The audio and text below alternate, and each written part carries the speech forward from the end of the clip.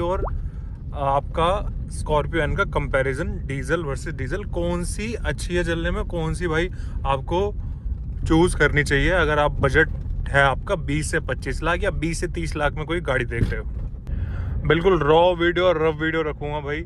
सबसे पहले तो एक चीज़ ये है कि जैसे स्कॉर्पियो एन का ना प्राइस जो स्टार्ट हो जाता है 15 लाख से और 28-30 लाख तक का प्राइस जाता है। सफारी यहीं हमारी 19-20 लाख से स्टार्ट हो जाती है और बेस मॉडल से और टॉप एंड तक जाती है 32-33 लाख तक की। सबसे पहले तो भाई मेरा यही कहना है टाटा को कि अपने प्राइस कम मत करो। बेशक तुम्हारे 2-2.5 हज़ार यूनिट बिकती हों, लेकिन ना कुछ चीज़ें ऐसी हैं कि आजकल हर कोई जैसे कम प्राइस में लोन फैसिलिटी सबको ही भाई सबके पास अवेलेबल है, लोन करा लेते हैं और उनका भाई गाड़ियों का ऐसा हाशिर करते हैं, एकदम छपरी रुख डालते हैं। तो मैं तो कहता हूँ कि इन गाड़ियों की टाटा सफारी जैसी ये इंटीरियर और इसकी रोड प्रेजेंस है ना, इसकी लीगेसी तो मेंटेन रहनी चाहिए।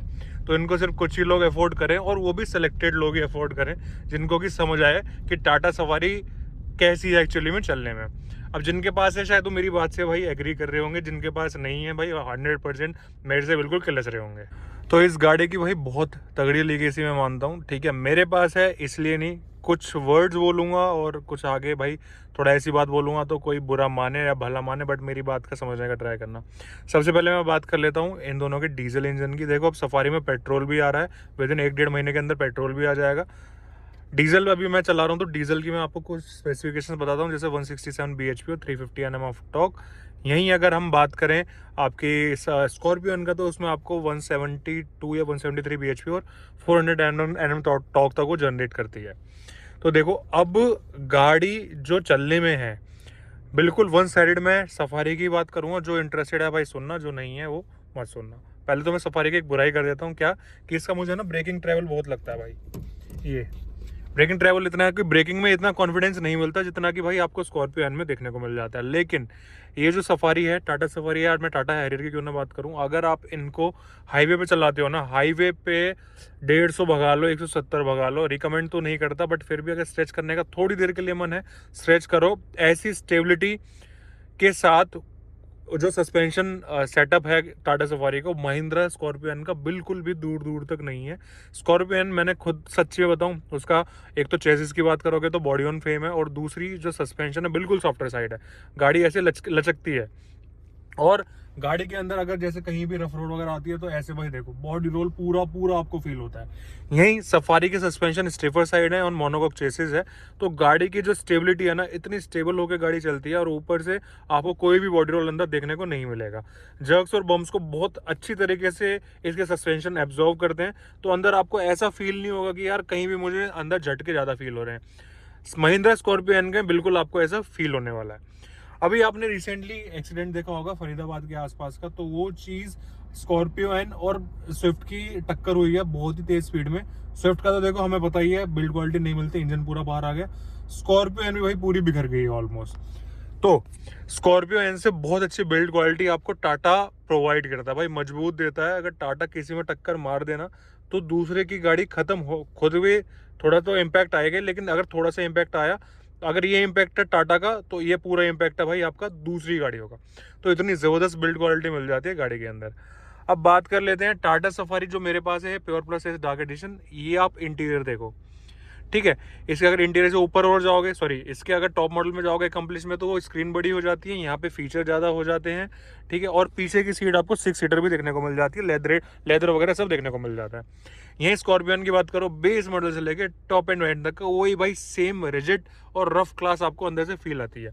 लुक्स की अगर मैं बात करूँ, चलो ये तो मैंने पूरी आपको सस्पेंशन की बात कर ली, ओवरऑल फीचर्स की बात कर ली, लुक्स की बात कर ली। फिलहाल अब बात करते हैं माइलेज पे। तो देखो गाड़ी का जो इसका माइलेज है ये 20-21 का आराम से दे देती है। वो गाड़ी आपको हाईवे पे भी आराम से 20-21 का माइलेज दे देती है। टाटा सफारी का जो सिटी में माइलेज है ना, वो थोड़ा कम है, 9 से 11 का।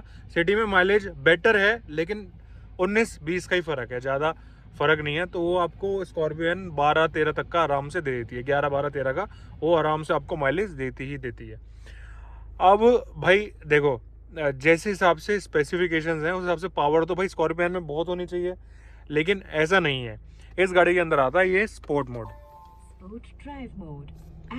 इस मोड के एक्टिवेट होने के बाद गाड़ी के अंदर ऐसी पावर आ जाती है, उसके बाद भी इसकी जो वो है ना, देखो ವಾ ಮಗ ಡೆಕೋರೇಷನ್ ಅಲ್ಲ ಸ್ವಾಮಿ, ಪ್ರೊಟೆಕ್ಷನ್ ಗೊತ್ತಿಲ್ವಾ ನಿಮ್ಗೆ? ಎಲ್ಲಾ ಸಂಕಟದಲ್ಲೂ ಟ್ರಕ್ನ ಸುರಕ್ಷೆ. ಮತ್ತೆ ಇಂಜಿನ್ಗೆ ಡ್ಯೂರಾಶೆಲ್ ಟೆಕ್ನಾಲಜಿಯ Castrol CRB turbo max plus 1,20,000 kilometre tested. ಅಂದ್ರೆ ಬೆಸ್ಟ್ ಆಯಿಲ್ ಗ್ಯಾರಂटीड. ಗೊತ್ತಿಲ್ವಾ ನಿನ್ಗೆ?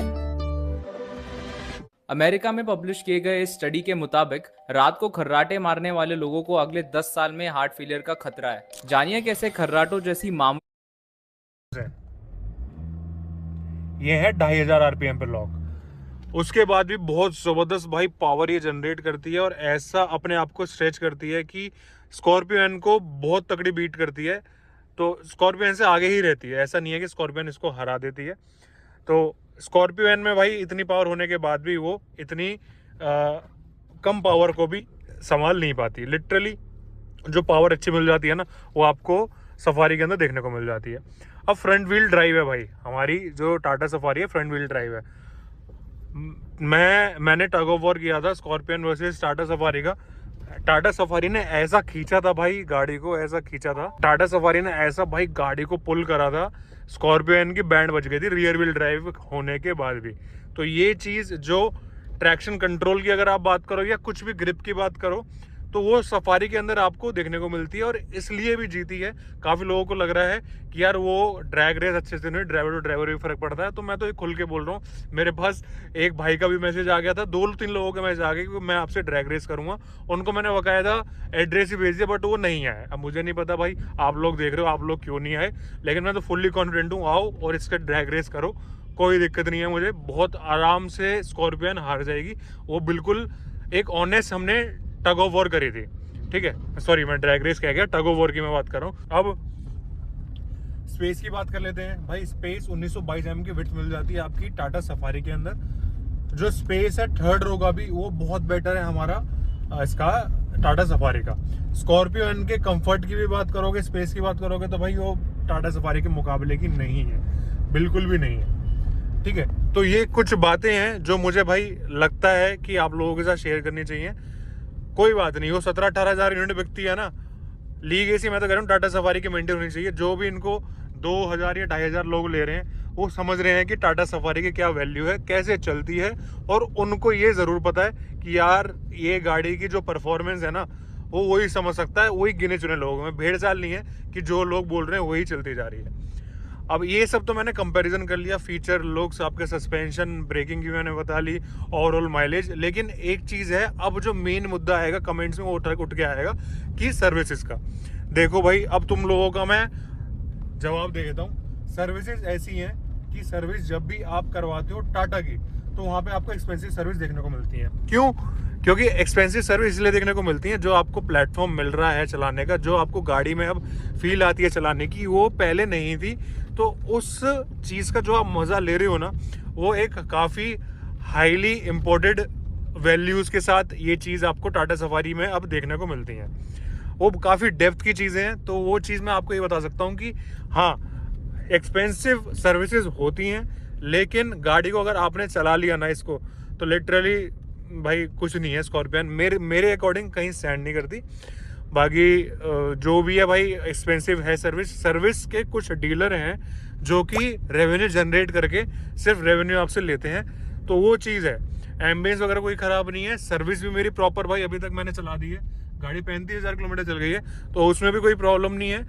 एक्सपेंसिव है तो एक्सपेंसिव के ऊपर टाटा वर्क कर रहा है, बट सर्विस की अगर पहले से बात करोगे तो वो इम्प्रूव हो गई हैं.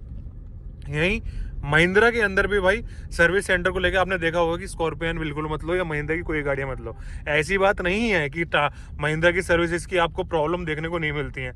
बस द फैक्ट इज कि टाटा की अगर कोई बात निकल के भी आ जाए ना, एकदम भाई कुछ लोग ऐसे पनपते हुए आएंगे कि वाह वाह वाह वाह वाह, अब तो इसकी मैं फिल्म बनाऊंगा, अब मैं ऐसी वीडियो डाल दूंगा. तो वो एक माइंडसेट है, वो उस बंदे का माइंडसेट है कि वो चाहता क्या है भाई, कि तुम्हें टाटा से क्या प्रॉब्लम है. तो वो उन लोगों का, ऐसे लोगों के जो माइंडसेट है, उन लोगों को मैं दूर करने में लगा हूँ कि टाटा सफारी बिल्कुल लो. अभी टाटा सफारी का अगर मैं रिकमेंड भी करता हूँ ना, टॉप एंड पे मत जाओ. थोड़ा सा टेक में थोड़ा बहुत ग्लिचेस हैं, इश्यूज हैं, मिड वेरिएंट लो, बहुत ही खुश रहोगे और खुश मिजाज गाड़ी चलेगी. तो इन जैसे लोगों से बच के रहो जो बोलते हैं कि टाटा की सर्विस